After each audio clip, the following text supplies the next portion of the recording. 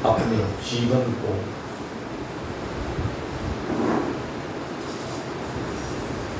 जीवित जीवन बनाते हुए अमरता के पथ पर नित्य निरंतर गतिवान जिज्ञासु वृत्त।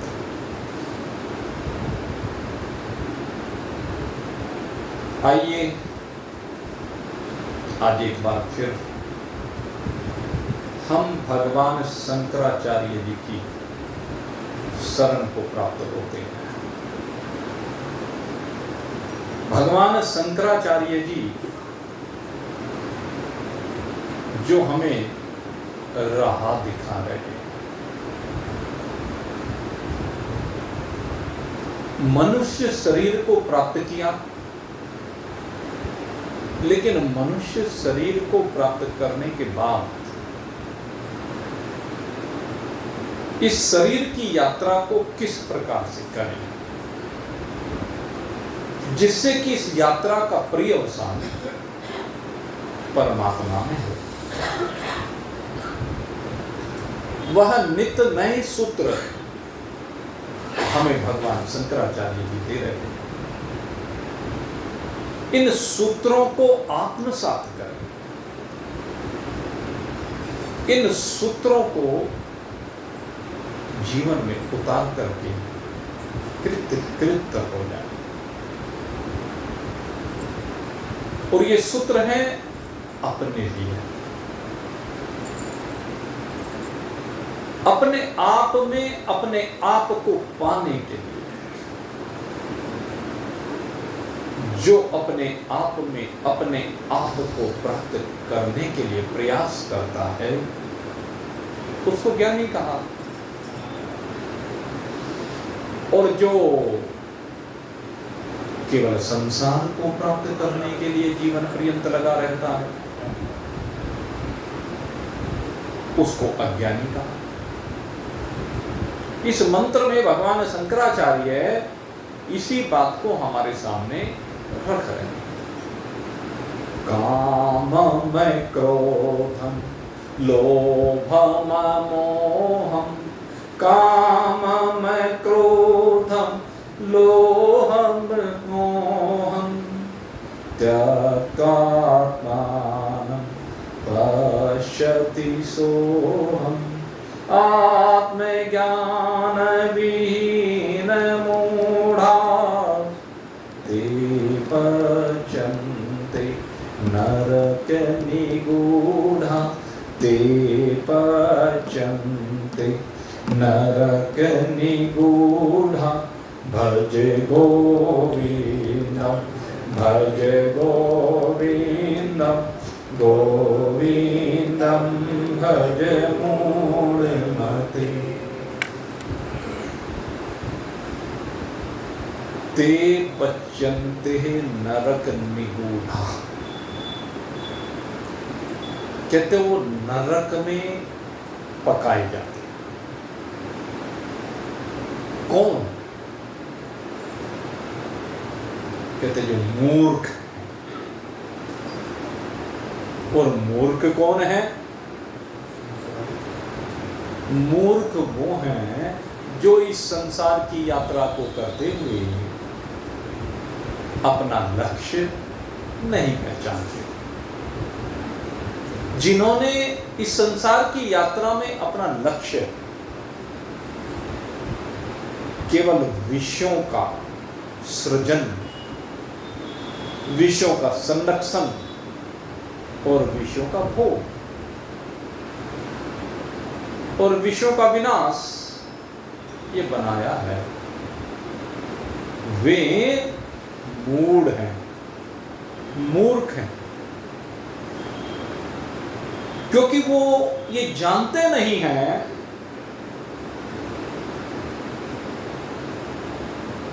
कि जब यहां से आगे की यात्रा प्रारंभ होगी तो इन सब के कारण केवल नरकों में पकना पड़ेगा। ये जो विषय हैं ये घोर नरक में लेकर जाएंगे। जहां पर पकाया जाता है इस जीव को, गरम गरम तेल के कढ़ाओं में पका दिया जाता है। वैतरणी नदी जिसमें मांस, पीप, रक्त, अस्थियां ये भरी पड़ी हैं,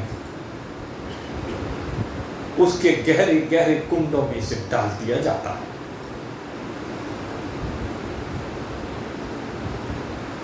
जहां दुर्गंध ही दुर्गंध है, ककरीले, पथरीले, कंटीले यात्रा में रास्ते होते हैं।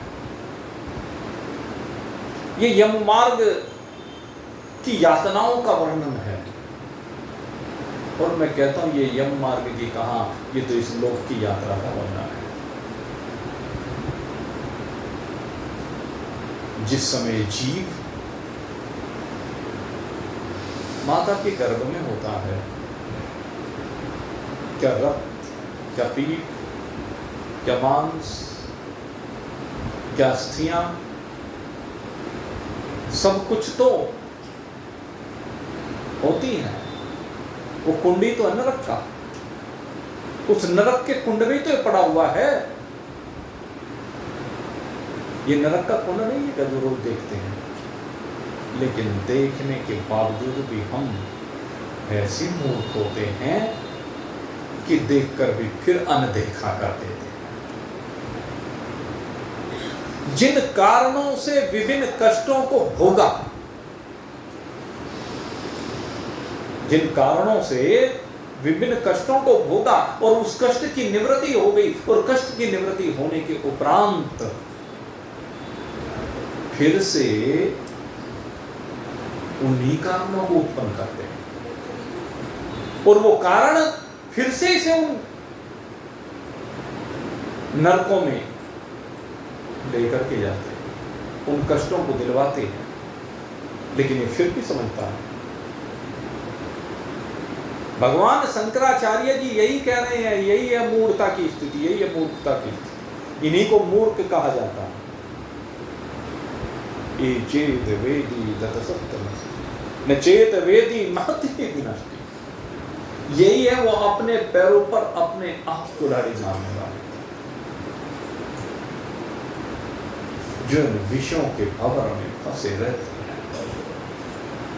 अधिक से अधिक विषयों का सृजन करना चाहते हैं, संरक्षण करना चाहते हैं, भोग करना चाहते हैं, और भोग करके वो विषय विनाश को प्राप्त होते चले जाते हैं। लेकिन वास्तव में भोग विनाश को प्राप्त नहीं हुए, उन भोगों को भोगने वाला वो विनाश को प्राप्त होता चला जाता है। जो ये सुंदर देह, श्रेष्ठतम देह इसको मिली, इस देह में जो इसके लिए अपने स्वरूप का दरवाजा खुला हुआ था, इसने उस दरवाजे को बंद कर दिया। इसने उन दरवाजों को बंद करके अपने लिए नरक का दरवाजा चुन लिया। इसलिए भगवान शंकराचार्य कहते हैं कि वो मूर्ख है। कौन? कामम क्रोधम लोभम मोहम, ये चार विकार भगवान शंकराचार्य ने विशेष रूप से बताया। कहते हैं जो इन चार विकारों में फंसा रहता है,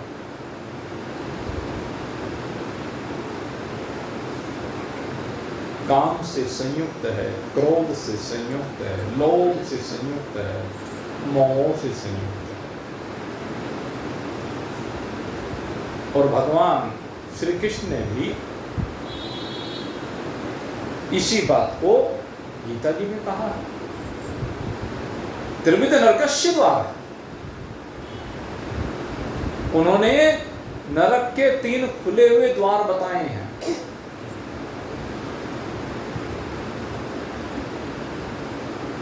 काम, क्रोध और लोभ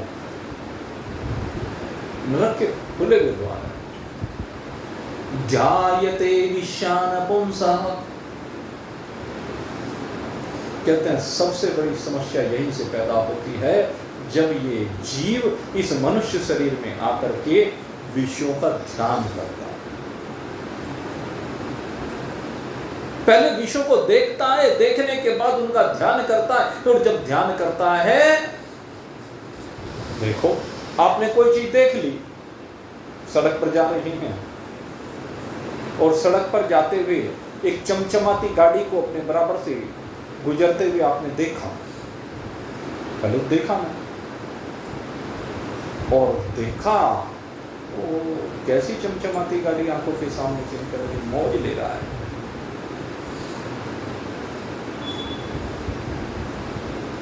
देखो भगवान तुम्हें इसको कितनी बढ़िया गाड़ी दी। पहले उस गाड़ी की अच्छाई दिमाग में आनी प्रारंभ हुई, लगा कि गाड़ी अच्छी है, कितने सुंदर रंग की गाड़ी, कितने बढ़िया टायर, एसी लगे हुए, कैसे फर्राटे भरती हुई, बगल से गुजर गई। ये है उस गाड़ी का ध्यान। गाड़ी का चित्र खींचना शुरू हुआ, उस गाड़ी का ध्यान होना शुरू हुआ। ध्यायते विषान पुंसः, अभी तो ध्यान हुआ, चिंतन हुआ, कितनी सुंदर गाड़ी। अभी गाड़ी की सुंदरता के ऊपर चिंतन चल रहा है, गाड़ी की अच्छाई के ऊपर चिंतन चल रहा, फलाने के पास। और चिंतन होते होते अब उस चिंतन ने उसे और गहराइयों में ले जाना प्रारंभ किया, भाव की गहराइयों में पहुंचा। ये गहराइयां चिंतन, कैसा चिंतन है ये? विषयों का चिंतन। इसलिए गहराई में जाने पर भावों के अंदर जाना। दो प्रकार का होता है चिंतन। एक चिंतन उसे भव से ऊपर उठाता है और दूसरा चिंतन उसे भव के अंदर फंसाता जाता है। ध्यायते विषान पुंसः संगस्तेषु उपजायते। क्या हुआ उससे? संगस्तेषु उपजायते। गाड़ी बहुत अच्छी है, काश मेरे पास। पहले चिंतन हुआ और अब संग की इच्छा हो गई। संगस्तेषु उपजायते, मन में ये भावना पैदा होनी शुरू हो गई कि इसका संग होना चाहिए, अब मेरे घर में होनी चाहिए। अगला स्टेप क्या आया? अब ये मेरे घर में होनी चाहिए। संगात संजायते कामः, ये है काम। काम इसको कहते हैं जब आप किसी भी वस्तु के संदर्भ में, किसी भी जीव के संदर्भ में चिंतन करें कि ये अब मेरे पास होनी चाहिए, मेरे घर में होनी चाहिए, ये चिंतन है। अजामिल ने एक दासी को देखा और दासी को देख करके मन में चिंतन क्या हुआ कि ये अब मेरे घर में होनी चाहिए। यही तो पतन का कारण है। एक ब्राह्मण, सत्यनिष्ठ ब्राह्मण, धर्मात्मा ब्राह्मण, कर्मकांडी ब्राह्मण, एक दासी को देखा मात्र, पहले देखा, देख करके वो उसे सुंदर लगी, ये चिंतन हुआ और सुंदर लगने पर उसके मन में भावना है कि मेरे घर में होनी चाहिए। संगस्तेषु उपजायते, उसके संग की इच्छा हो गई। संगात संजायते कामः, जो कामना पूरी हो गई तो ठीक, ले आया उसको अपने घर में और नरक की तरफ पड़ने लगा। वो भला हो उन महान पुरुष का, वो दूसरी बात है। पहली स्थिति तो यही है सब जीवों की।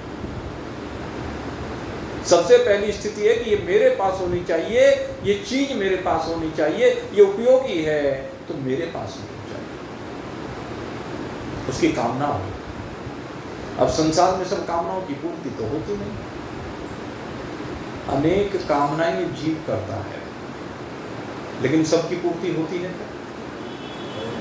कोई कामना पूरी हो जाती है, कोई नहीं होती है। अब हमने देखा मंदिर में जाते हैं, लाइन लगी होती है, और जब मंदिर में जाते हैं लाइन लगी होती है तो जितने में भगवान के भक्त होते हैं सब जा जा करके भगवान से कुछ न कुछ मांगते हैं। भगवान के मंदिर में जा जा करके मांगते हैं, तो वो क्या कहलाते हैं? भिखारी, मांगने वाला। दाता एक राम, भिखारी सारी दुनिया। उसके दरवाजे पर जाकर के सारे भिखारी हैं, क्या मांग रहे हैं? यही तो मांग रहे हैं। कोई स्त्री मांग रहा है, कोई पुत्र मांग रहा है, कोई धन मांग रहा है, कोई दुकान मांग रहा है, कोई फैक्ट्री मांग रहा है, कोई रोजगार मांग रहा है। जहां देखे मांगने वालों की लाइन लगी हुई है, हर दरवाजे पर लाइन।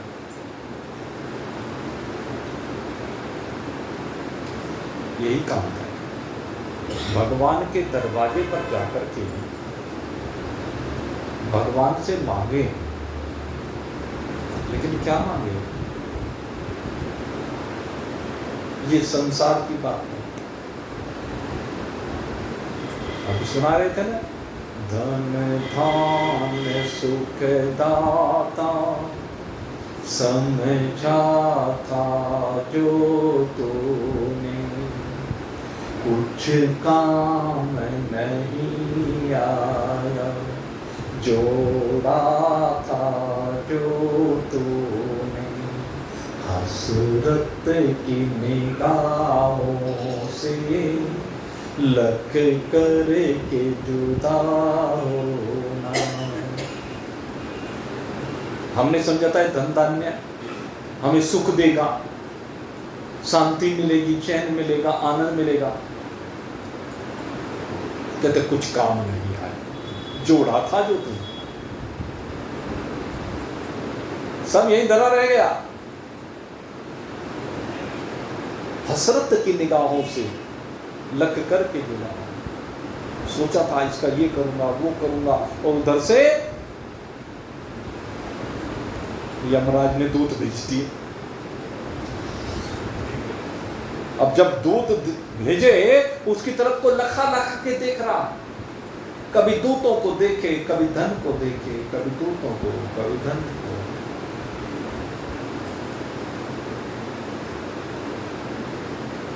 लेकिन अब उस धन का कुछ होने वाला, हसरत की निगाहों से लख करके जुदा, उससे जुदा हो गया। तो धन धान्य तो कुछ काम आया नहीं।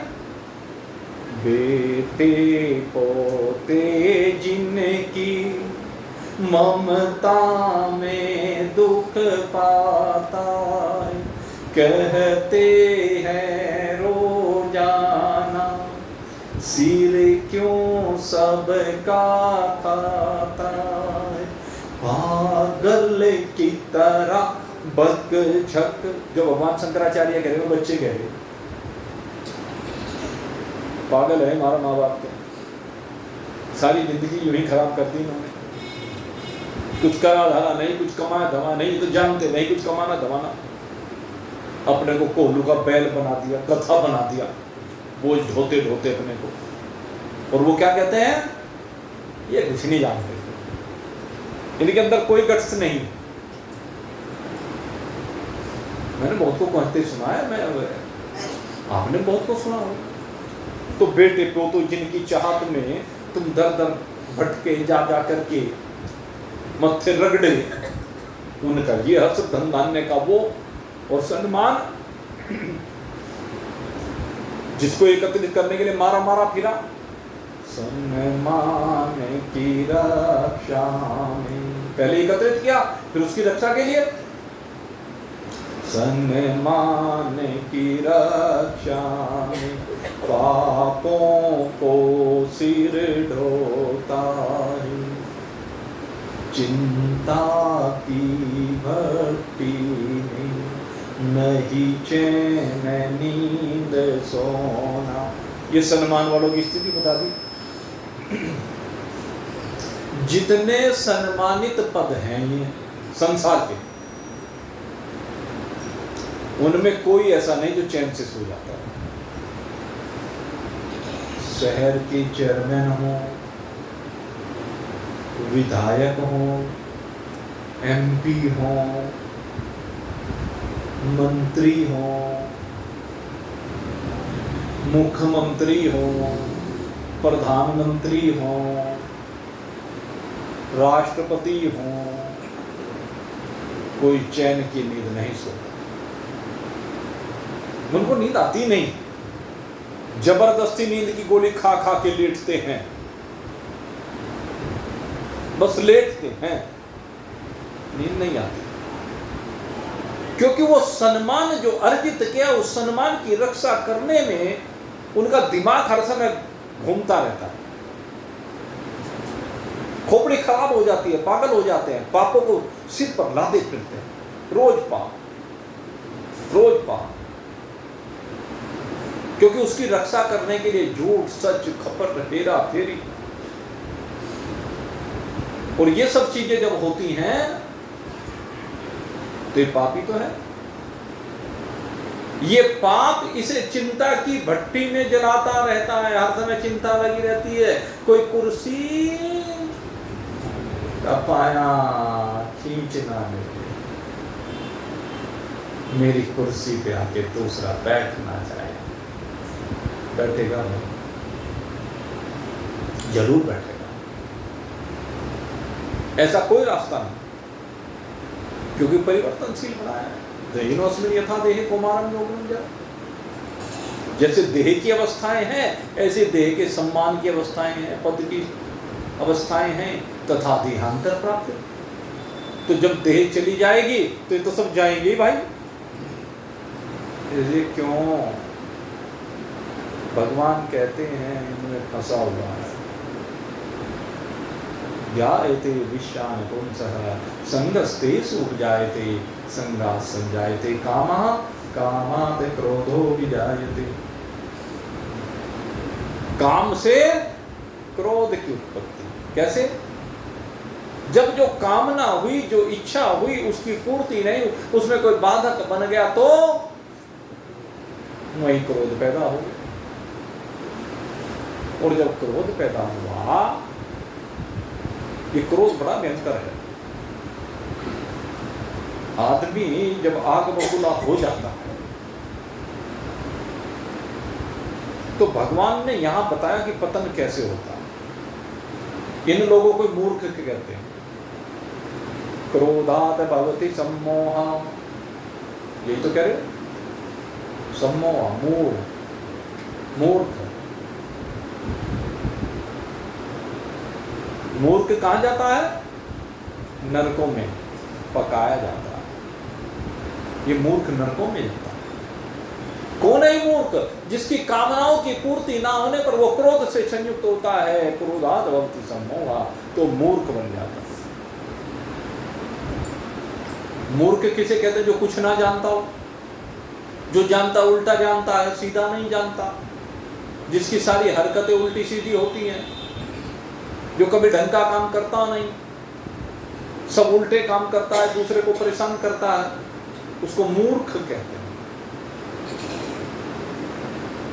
क्रोधात् भवति सम्मोहः, सम्मोहात् स्मृति विभ्रमः। और इस मूर्खता के कारण से स्मृति का भ्रंश हो जाता है। जो स्मृति है ना, स्मृति याद, स्मरण, पुरानी जो सीख रखा है, जैसे कर्ण विद्या सीखी धोखे से, परशुराम जी से, लेकिन जब समय आया तो भूल गया। तो ऐसे ही कहा कि क्रोध में भूल जाता है। ये क्रोध ऐसी चीज है, इसमें भूल जाता है। क्या? जो पढ़ रखा है, सुन रखा है, समझ रखा है कि हमें संयम धारण करना है, धैर्य धारण करना है, संतोषी रहना है, हक छिन गया फिर भी संतोष करना है, लूट लिया किसी ने फिर भी संतोष करना है, तुम्हें तो पागल बना देते हैं सब, संतोष करना है।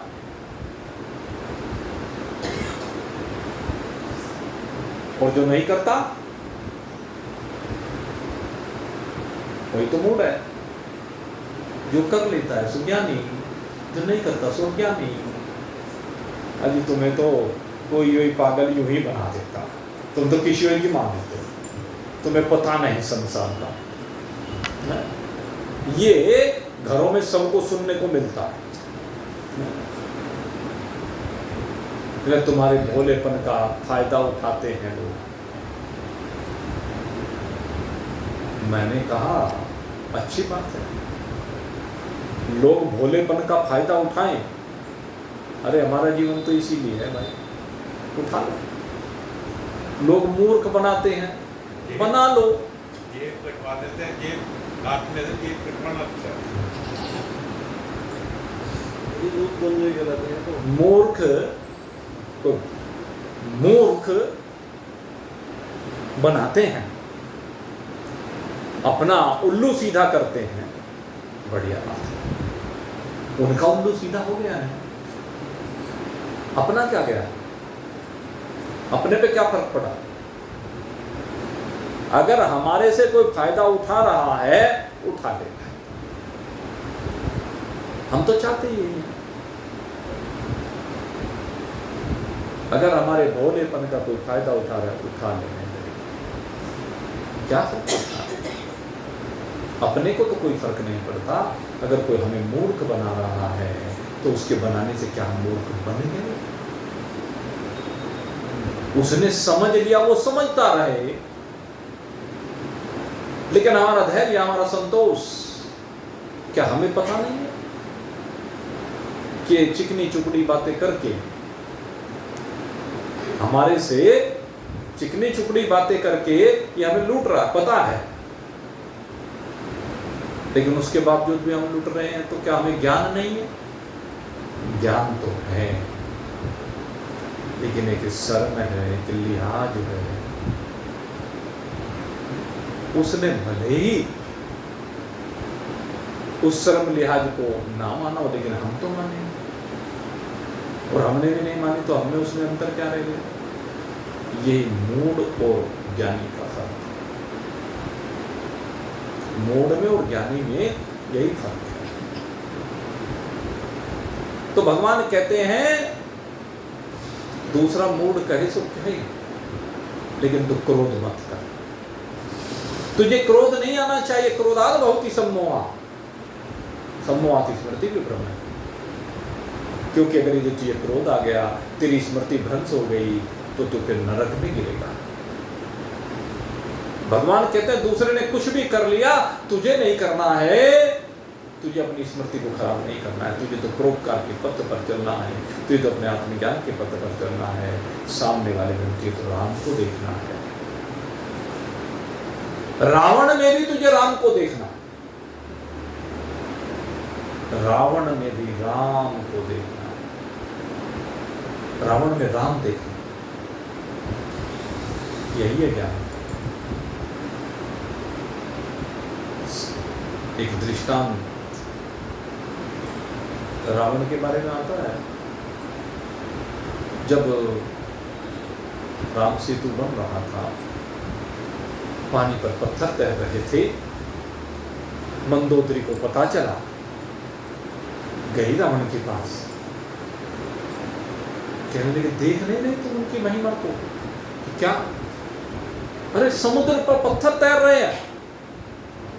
कहने लगे इसमें महिमा कैसी? कैसी महिमा? समुद्र में पत्थर तैर रहे हैं, तुम्हें महिमा नजर नहीं आती? राम की महिमा है। राम के नाम के सारे पत्थर तैर रहे हैं। बंदर पत्थर फेंकते और तैर जाते हैं, पुल बन रहा है। रावण कहने लगा चल समंदर के किनारे ले आ,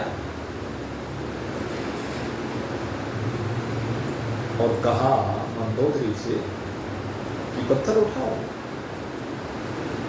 पत्थर उठा लिया है उसने, कहने लिख इस पर रावण, लिख इस पर रावण। उसने रावण लिख दिया, कहने डाल समंदर में। मंदोदरी ने समंदर में डाल दिया। पत्थर नीचे गया, डूबते हुए पत्थर को देख रही है, लेकिन इतने में आश्चर्य हुआ, रावण ने कुछ बुदबुदाया और पत्थर नीचे से ऊपर आना प्रारंभ हो गया। जैसे कोई तैराक जब ऊपर से छलांग लगाता है, पहले नीचे जाता है और फिर अपनी विद्या के बल पर ऊपर आता है। पत्थर तैरने लगा समुद्र के ऊपर। मंदोदरी देख रही है, रावण हंस रहा है। कहने लगी हंस रहे हो कि हाँ देख, तो कहती थी कि राम के नाम से पत्थर तैर रहा है, तो रावण के नाम से तैरता हुआ पत्थर दिखाई नहीं दे रहा है। तो कैसी मूड है, तू उसी की शक्ति को मानती है, मेरी शक्ति को नहीं मानती। कहने लगे शक्ति को तो मैं मानती हूं, लेकिन राम की जो शक्ति है वो अलौकिक है। पर फिर भी मेरी समझ में नहीं आया कि राम के नाम के पत्थर तैरने तो समझ में आ गए, लेकिन तुम्हारे जैसे पापी के नाम के पत्थर तैरे, ये मेरी समझ से परे। पापी तो है, पत्नी भी मानती है कि पापी, पता है। एक शराबी हो, शराबी व्यक्ति, उसकी पत्नी उसे अच्छा मानेगी क्या उसके शराब पीने के कर्म को? जानती है ना, वो भी शराबी है। तो ऐसे ही रावण पापी है, मंदोदरी जानती है। न जाने कितनी स्त्रियों के अस्तित्व को विनिष्ट किया है, जिन्हें पापी है वो जानती है। विद्या का अपमान किया है, संतों को कष्ट दिया है, ये तो पापी है। इसके नाम से कैसे पत्थर तैर जाएगा? विश्वास नहीं हो रहा है। कहने के सच सच बताओ, ये कोई तुम्हारी माया तो नहीं? क्योंकि रावण माया भी है, कोई माया तो नहीं, कोई जादू तो नहीं? कहने नहीं, माया है न जादू है, फिर क्या है? कहने लगे भाव है। ये सिर्फ भाव है कि कैसा भाव? कहते भाव एक ही है कि मेरा उस शक्ति पर विश्वास है, उस राम पर मेरा भी विश्वास है।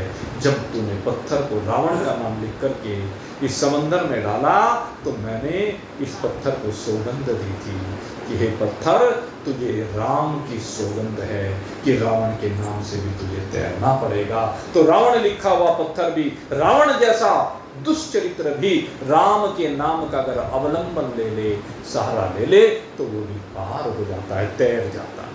ये राम की विशेषता। तो राम को अपना बनाना, यही जीवन का उद्देश्य है। तो कोई सोचे कि मूर्ख बन गए, नहीं, हमने तो समझ लिया ये हमारा मित्र है, इसके अंदर मेरे राम जी बैठे, जो हमें ठग रहा है, लूट रहा है, हमने समझ लिया कि इसके अंदर भी मेरा राम बैठ करके राम लीला कर रहा है। तो ज्ञानी वो हुआ कि हम हुए। सोचें, इसलिए क्रोध मत कीजिए। क्रोध से स्मृति भ्रंश हो जाती है। अपनी स्मृति को बचा करके रखें कि सब में राम है, सबके अंदर एक राम बैठा हुआ है। उसी राम का अवलंबन हमें लेना, यही है वो ज्ञान। स्मृति भ्रंसाद बुद्धि नासो, और अगर यदि स्मृति को हमने गवा दिया तो फिर बुद्धि का नाश हो जाएगा, और बुद्धि नाशाद प्रणश्यति, बुद्धि का नाश होने से सर्वनाश निश्चित है। जाको विद दारुण तुक देने ताकि मत ले आए। विधि को, संसार को चलाने वाले भगवान को कहते हैं, जब किसी का विनाश करना होता है तो सबसे पहले उसकी मति का ही हरण करता है। इसलिए मति का संरक्षण जरूरी है। और मति का संरक्षण कैसे जरूरी है? कामम क्रोधम लोभम मोहम, ये चार है नरक के खुले हुए दरवाजे। कहते अपने जीवन को इन चारों की सीमाओं से बाहर निकालिए। त्याक्त्वात्मानं पश्यति सोहम, कैसे निकाले? तो सूत्र दे दिया यहां पर, बहुत सुंदर सूत्र दिया। त्याक्त्वात्मानं पश्यति सोहम, कहते सब में जो भी तुम्हारे संपर्क में आता है उस सब में देखो। त्यक्त्वानं पश्यति, क्या?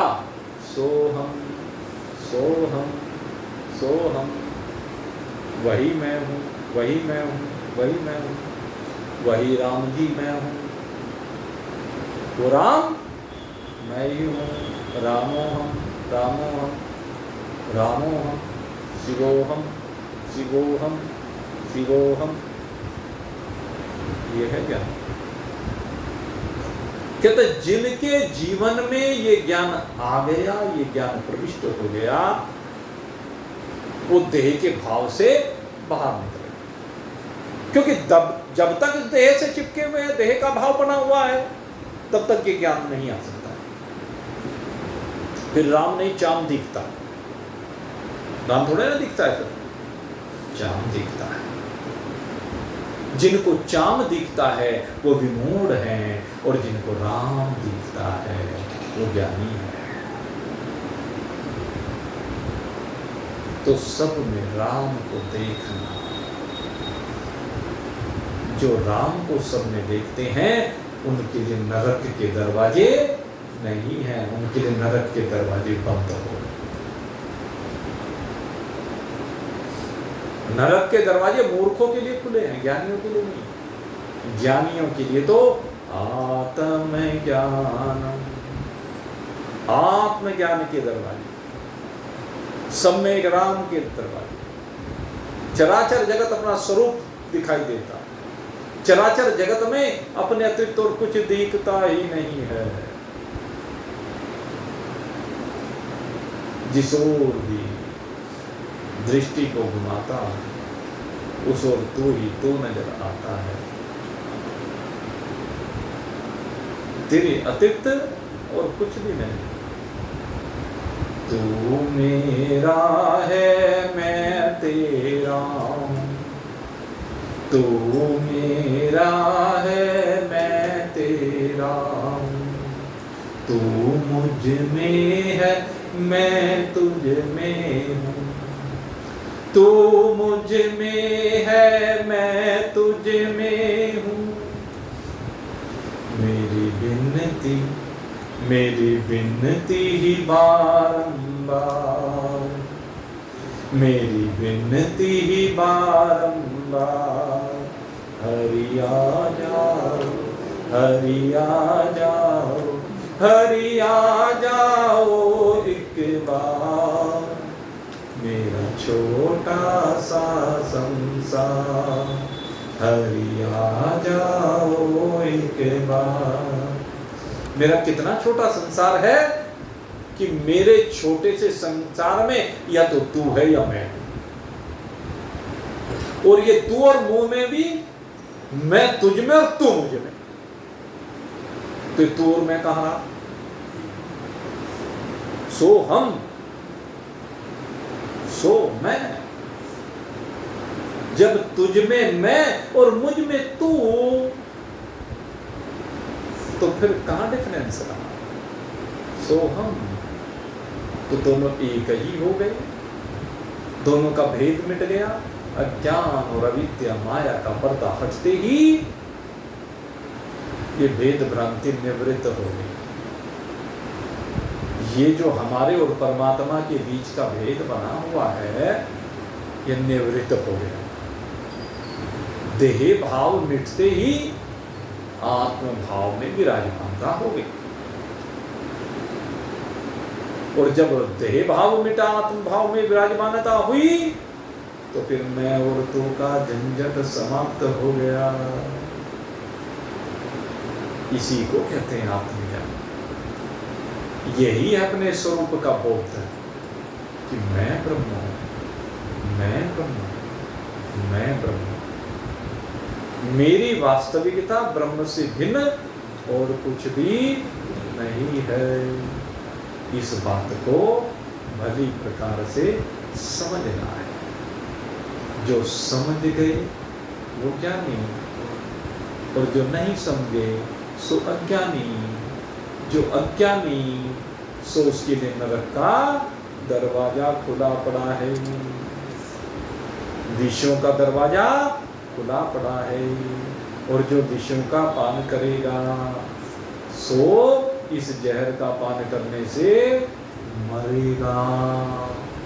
जो मरेगा सो जन्मेगा। लेकिन जो विषयों का नहीं, अमृत का पान करता है। अमृत क्या है? अपनी अमरता। क्या है? सत्य है अपनी अमरता, चैतन्य है अपनी अमरता, आनंद स्वरूपता है अपनी अमरता, अविनाशिता है अपनी अमरता, नित्यता है अपनी अमरता। ये है वो अमृत तत्व। आप नित्य हैं, इस नित्यत्व को अपने में अनुभूत करना यही अमरता है। आप नित्य हैं, इस नित्यत्व को अपने में अनुभूत करना। जैसे बचपन में आप अपने को अनुभूत करते हैं कि मैं हूं, जवानी में अनुभव करते हैं कि मैं हूं, बुढ़ापे में अनुभव करते हैं कि मैं हूं, और मरने के बाद इस शरीर के भी अनुभव करते हैं कि मैं तो हूं। शरीर अरे मर गया, मैं शरीर नहीं। तो सदा ही आप अपने को अनुभव करते हैं, यही तो है नित्यत्व। और जब सदा ही अपने को अनुभव करते हैं तो आप मरने वाले हुए कि अमर हुए? शरीर मर गया सो मर गया, हम तो मरने वाले हैं नहीं।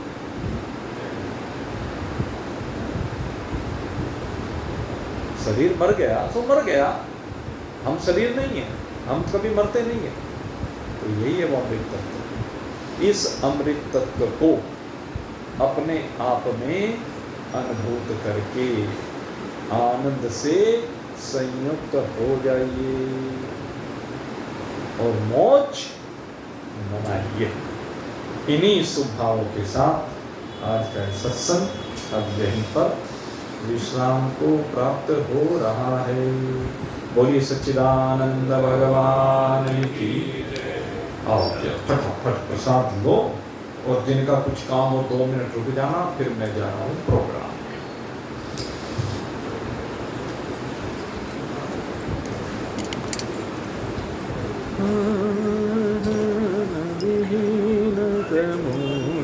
आओ भाई प्रसाद दो फटाफट।